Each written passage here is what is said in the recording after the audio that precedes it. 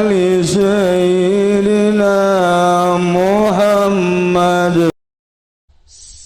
Kakulon, kakaler, kawetan, kakidul. Tengetkeun opat arah ya abe maju ih. Abe maju ih. Lantaran namun teu maju-maju kan sanu bisa ngabangun masjid coba yuk. Nah, diksa anu ngaberangkatkeun indung bapak. Ai maju makan ngeunah urang bisa kawin deui.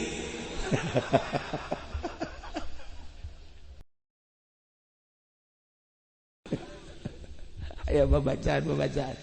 Nah, lamun hayang dagang maju ya, dagang sendal beak, sepatu beak, sore ya supun ka toko isuk beak, dipaling meureun mah tuh. Eta babacaan tadi tah. Babacaan tadi wa anzil jinnasi bil hajjatu kan jalahu ala kulli dhamiriyatin min kulli fajjin amiq liyashhadu manafi'. Nah, geus datang ka amik bae geus cukup tah datang ka dinya. Kiai sabaraha macana? Ulah loba-loba dibaca sapeting 999. Bu ngajoak teh aduh. Seringan maca eta. Insyaallah eta babacaan eta hikmahna lamun dagang insyaallah lamun urang jadi lurah moal kebal deui diangkat ku Allah pae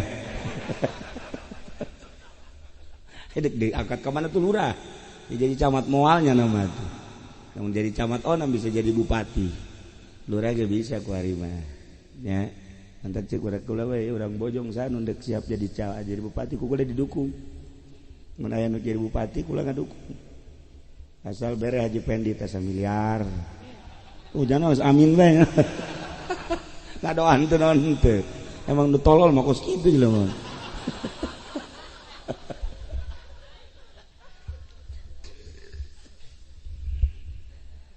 Nah, di alam arwah ketika Kanjeng Nabi Ibrahim menyeru maka ayat tersebut maka arwah ngajawab dengan jawaban labbaik Allahumma labbaik maka ka anu endek ngalaksanakeun ibadah haji geus ulah babacaan naon eta bae apalkeun tikuari labbaik Allahumma labbaik labbaik la syarika laka labbaik innal hamda wan ni'mata laka wal mulk la syarika lak eta beres 3 kali maca shalawat Allahumma sholli ala sayidina Muhammad wa ala ali sayidina Muhammad beres eta robana atina eta bel labbaik Allahumma labbaik ya Allah babari wiridan ka Mekah eueuh babacaan cara salat nu fardu eueuh eta ge hidayah eta daek mah cicing eueuh masalah cicing teh kudu lebek-lebekan teh kudu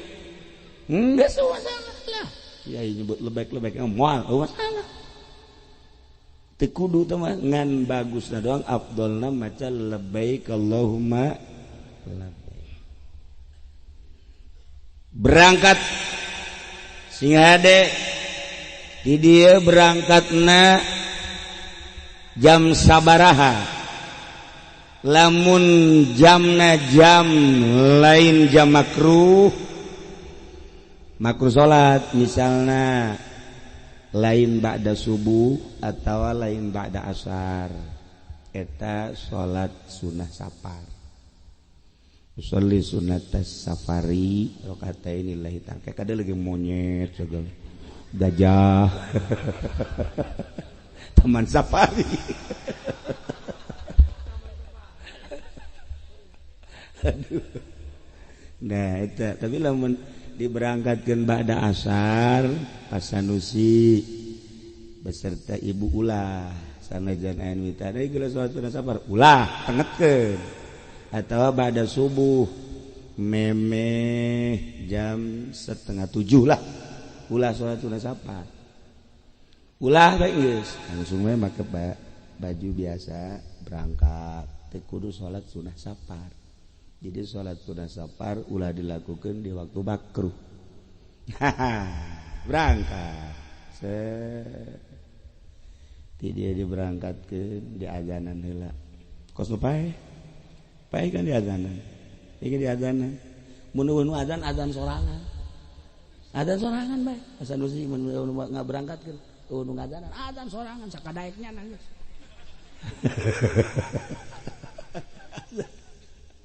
Ngan ulah komat disunahkeun azan tapi ulah komat sebab lain dek salat okos urang nguburkeun mayit cek Imam Syafi'i sunah di azanan tapi berbeda jeung kakarak kaluar orok ka dunya lamun orok kaluar ka dunya ngalahir ibuna sunah ceuli katuhu di adanan ceuli kenca di komatan orok eta kakarak kaluar ti rahim ibuna ka dunya kuari jelema endek asup ka kuburan dek balik berarti dikubur ditasbihkeun hukumna jelema nu maot ka jelema nu kakarak lahir ka dunya dina pada kudu diazanan ngan kudu aya perbedaan antara musabah jeung musabah beh lamun orok mah nya azannya qomat tapi lamun dek paeh dek ka kuburan mah azan bae ulah qomat tengetkeun da kos kitu ge tah jadi kula sering jasa ieu ngadenge nu qomat mungkin nanya di jero kuburan sholat Allah bahwa aing teh teu naon ngan teu bagus urang teh kudu sesuai jeung aturan sakali deui orok mah azanan ceuli katuhu komatan ceuli kenca abeh manehanana nu pertama kadenge ku ceulijana asma Allah. Jadi gede setiknya geus ngadenge oh baheula aing di azanan di komatan. Sakieu ge di azanan di komatan tilok salat sia. Umumna. Nah, aing deuk kuburan mah azan bae ulah di komatan. Sarua jeung deuk berangkat ka tanah suci sunah azan tetapi ulah komat. Nah, lamun pohon masa bodoh ieu keur carita ieu. Bahkan lamun urang ieu dagang geus dagang naon bae ge caritana ngajejes bae nya ngajejes teh ngajejes teh baju-baju nah di jampean kutu kali hikmat geus wiridan wa azin finasi tadi geus menta doana ka sasangeus tapi mah macet bae adzan tengah peuting di tengah imah opat arah mimiti ka kulon aju ka kaler aju ka wetan aju ka kidul adzan urang adzan di tengah imah sorangan ka kulon ka kaler ka wetan ka kidul tengetkeun opat arah ieu abe maju lantaran lamun teu maju-maju kan sanu bisa ngabangun masjid coba yeuh nah diksa anu ngaberangkatkeun indung bapak ai maju makan ngeunah urang bisa kawin deui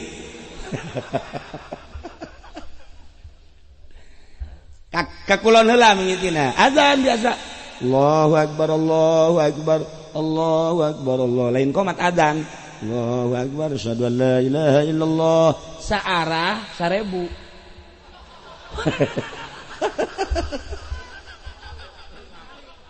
siapa hidup di pere jajaten we kitu heran aing mah moal maju-maju datang ka irah ge di bare 1000 boh berarti sarua jeung kajeun aing mah susah ge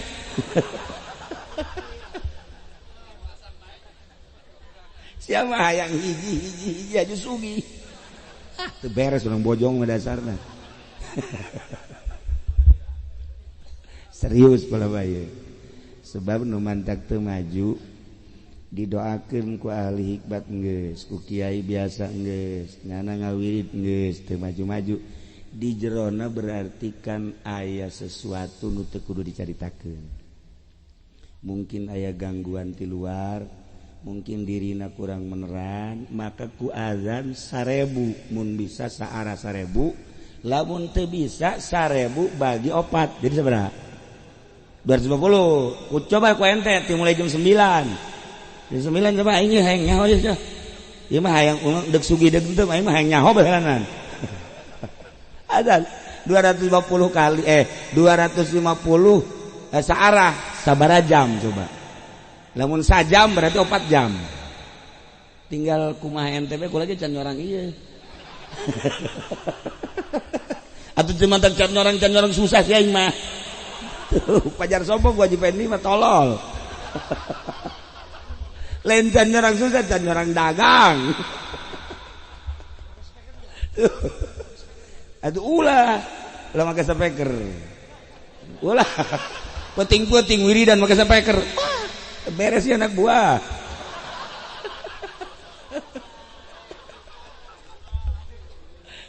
Tah serius sih lain lalagan.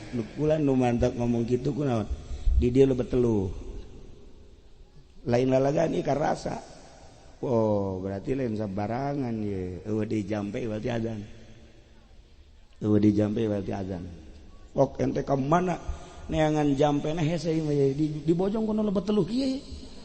Ieu karasa ieu, karasa lain lalagaan. Telu berat ieu. Telu malulu ieu. Wah, cenah kiai sok nyaho. Ih. Lain dicekal hiji bisa ya.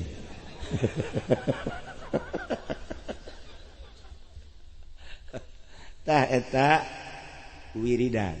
Hiji tadi wa'adzin, nomor kedua jang penangkal ilmu-ilmu anu ku urang teu dipake kahayang azan tengah peuting 4 arah.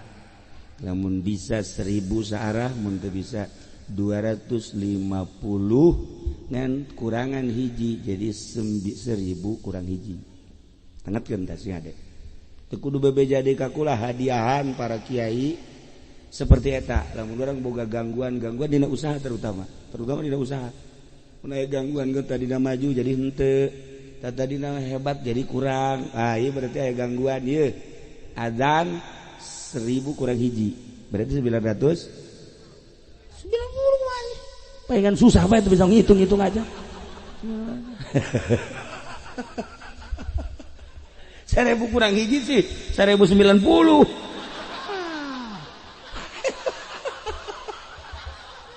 Itu beres.